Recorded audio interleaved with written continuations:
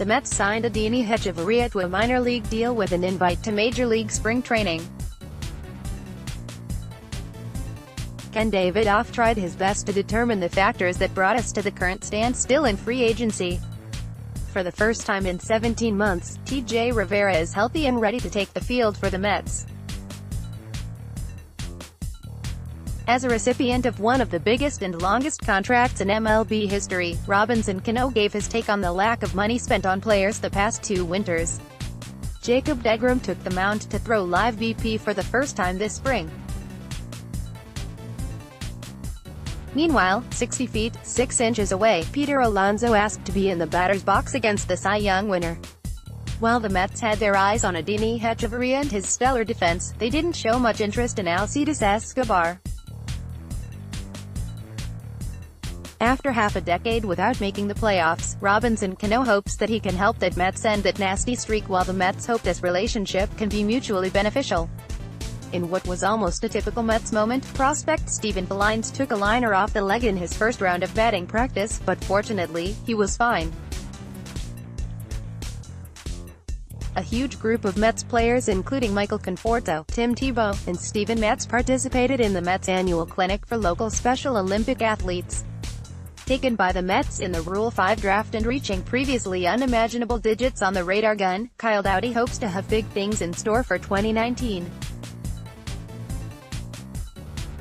Around the National League East, nothing is set in stone yet, but Bryce Harper apparently has multiple $30 million per year deals on the table, with Philadelphia being viewed as the favorite. If he makes the team, Curtis Granderson will be seriously considered to be the Marlins' leadoff hitter. The Nationals celebrated the totally legitimate holiday of National Cabbage Day.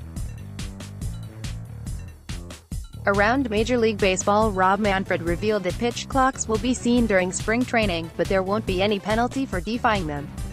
The use of the clock during the regular season is still up in the air. Regarding free agency, Rob Manfred declares that there are no problems and things are going just fine. Mark Reynolds revealed that after weeks of no offers coming in, he received 4 minor league offers at the same time. Commissioner Manfred also sees no correlation between payroll and team wins. Miguel Cano suffered a foot laceration and will be out of commission for an undetermined amount of time, according to Rocco Baldelli.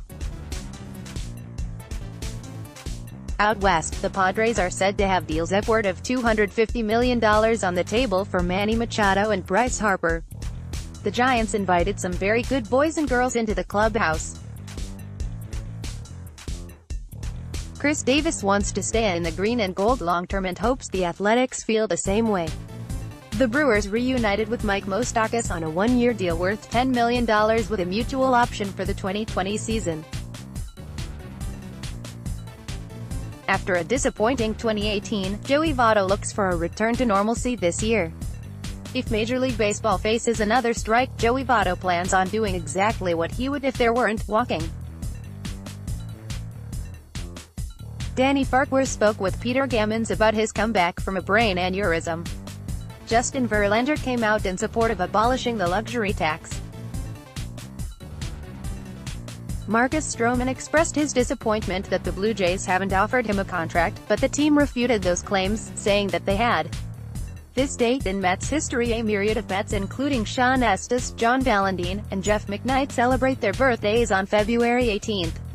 Yesterday at Amazon Avenue, Lucas Laffa sees big things on the horizon for Michael Conforto in 2019.